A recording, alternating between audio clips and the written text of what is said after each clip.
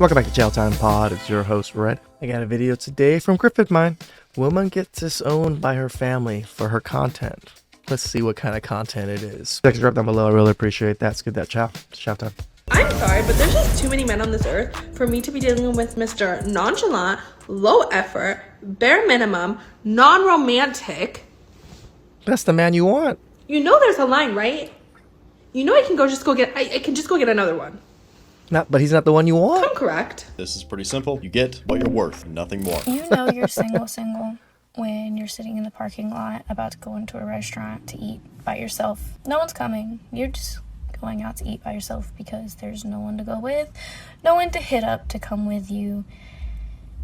And yeah, that's my life now. That's been my life for a long time. I enjoy going out to eat by myself. I don't understand why women feel a way about it.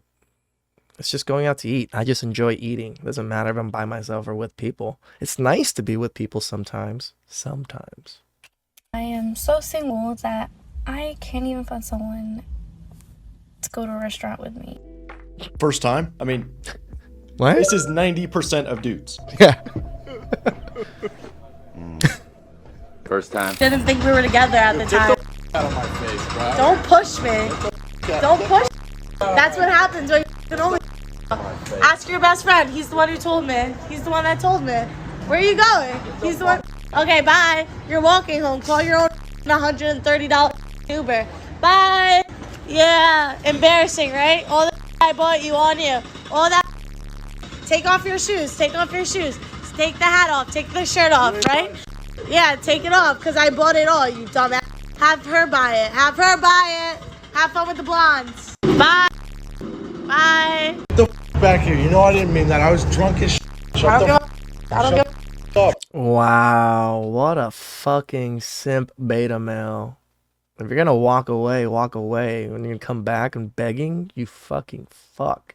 Say it to the camera. I didn't. You see it too?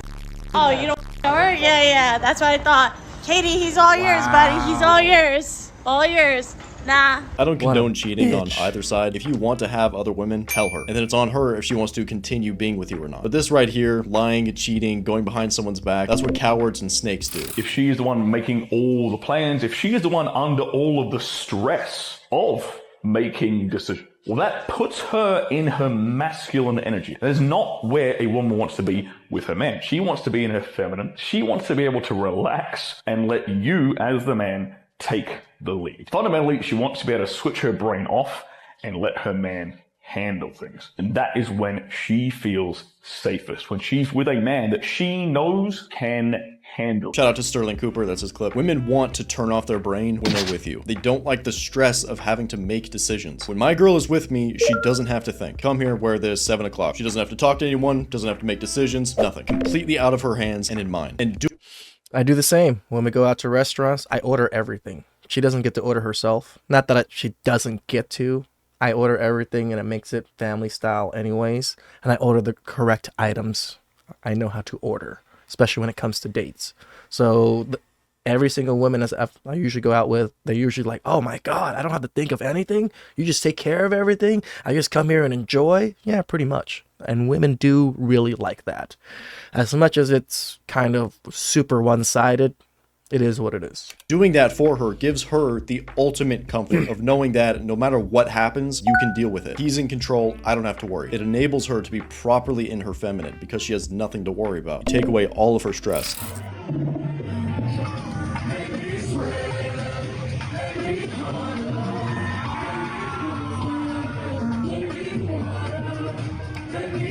Gotcha. Gotcha. Okay, the Dodgers start playing at 1 o'clock, so this is part 2 of me trying to meet my future husband authentically without dating apps. We dressed cute, I waxed my mustache, we're gonna go sit at a sports bar, have a little drinky drink, eat some fried pickles, and we're gonna see what happens. Let's go.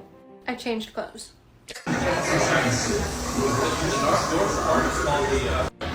A big glass of wine.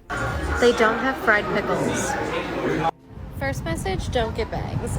Second message, that was a big old bust. There was like 10 people in that bar and every man was with a girl. Lucky for me, I stumbled upon a flea market. That is way more my type. So Oh yes, because you're gonna find a good man and the man you want at a flea market. That's the type of man you want I'm for checking it sure. out. That was also a bus, but I pet a dog, so that was neat. I spy a record store ahead of me, so we're gonna hit that up. This is how Won't find any desperate men women there. are. I was the only one in the store. My parking's expired and I gotta pee, so we'll try again next weekend. This is what actual real dating is like. It takes a while to find a man, regardless of his status, his wealth, confidence, or any of these things. Dating apps gives women this insanely false representation of what reality is actually like. It gives the appearance of endless, infinite options. But you go out into the real world and you find out you're pretty average and you get average results. Would you rate my guy out of 10? Honestly, like a 7 or 8. I respect it. I ain't gonna lie. Would you rate her out of 10? I'm gonna give you a 3, I ain't gonna lie. Telling your boyfriend he's not allowed to have dinner alone with a female friend is not setting a boundary. Telling your girlfriend that she's not allowed to go on a weekend away with a group of single female friends is not setting a boundary. And them telling you that actually they are going to spend time with their friends the way that they want to is not them disrespecting your boundaries because you didn't set any. Telling people what they are allowed to do is simply not setting boundaries. Boundaries are what we set around our own behaviour. So if you're trying to win this fight by saying, these are my boundaries and you have to respect them, the opposite is true. If they're saying, spending time with my friends is important to me, this is how I spend time with my friends, and I'm not going to change that just because I'm in a relationship, that is them setting a boundary. They are making it very clear how they are going to behave in this situation. And you trying to get them to change that, whether that's flat out telling them that they're not allowed, or whether that's getting grumpy, sulking, and making it very difficult for them to do what they want to do, that is you trying to get them to break their boundary. You're the one not respecting the boundaries. She's talking about conflicting boundaries. Now, here's the thing about women enforcing boundaries on their men. It's more that these are boundaries she's setting in place for you specifically, but not all men. More than likely, there was a guy in her past that could do anything he wanted, and he could get away with anything, and she was totally fine with it too. So it's more about her following your boundaries, but it's on you as a leader not to make unreasonable demands of your woman. And if she thinks it's an unreasonable boundary, then it's on her, and it's her choice if she wants to walk away or stay.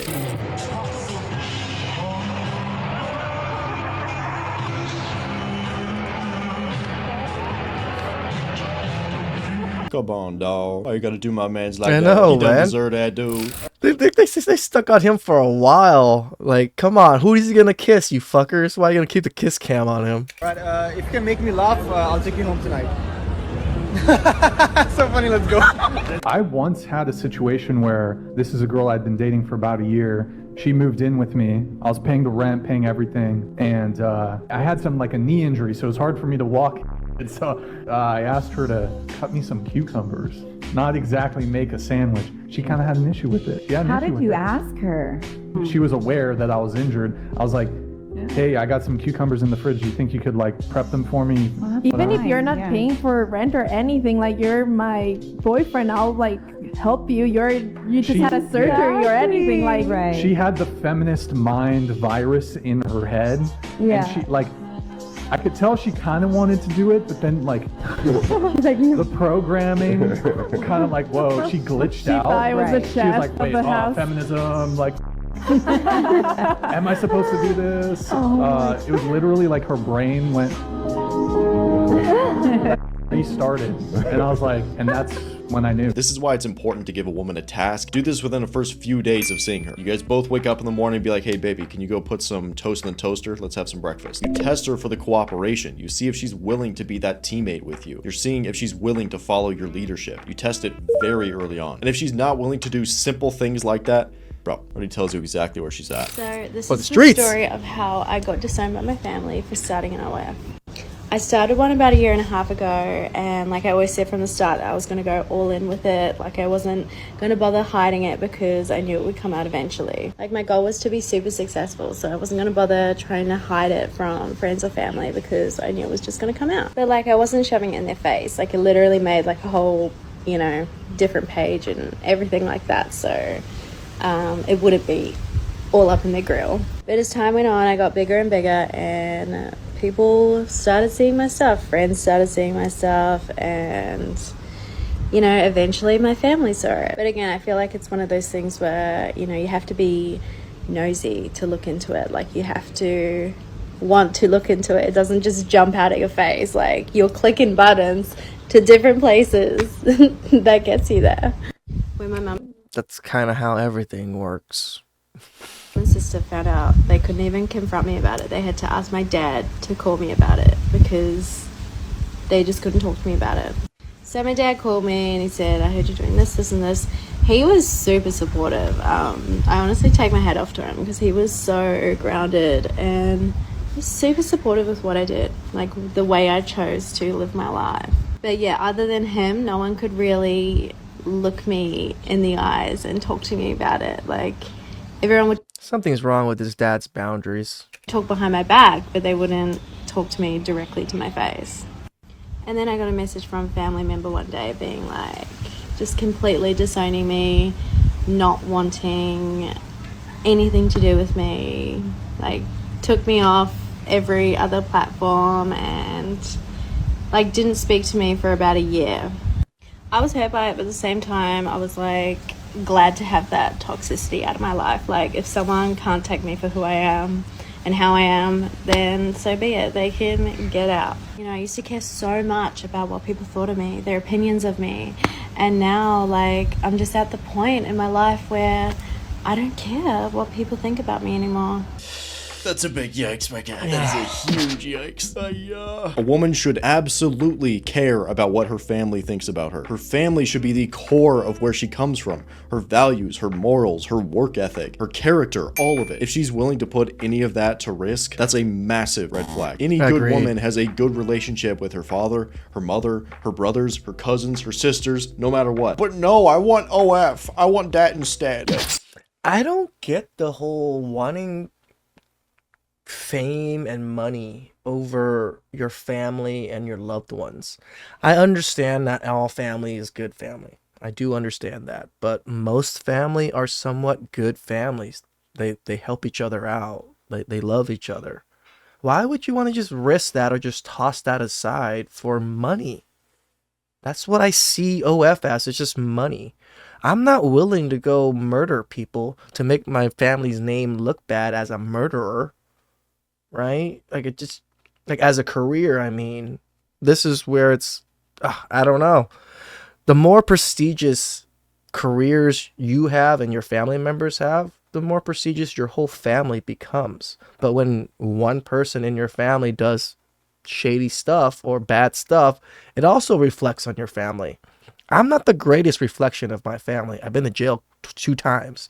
You know, one for, you know, double murders and the other one was for drugs. So I get it. And I actually care about my reputation. I care about a lot of these things when it comes to my family. I don't get why people just throw it out the window. Y'all know what the best thing you can do for your man after a long day of work is? Have dinner ready. Bring him a beer. Then let him use one of your 3 holes before you go to sleep. Trust me, y'all will be together forever. Easy, simple, perfect. This is what most dudes are looking for. Easy, simple, perfect. Wifey of the day. Congratulations. Congratulations on Wifey of the day. Wow. Shout outs to Griffin Mine. That was a great video. I just don't get it.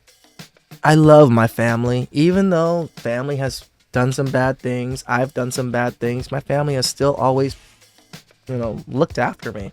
They helped bail me out when I was in jail. So I don't think very many friends or just acquaintances would be willing to do that off the rip other than family. Please like and subscribe down below. I really appreciate that, and I'll catch you guys next time.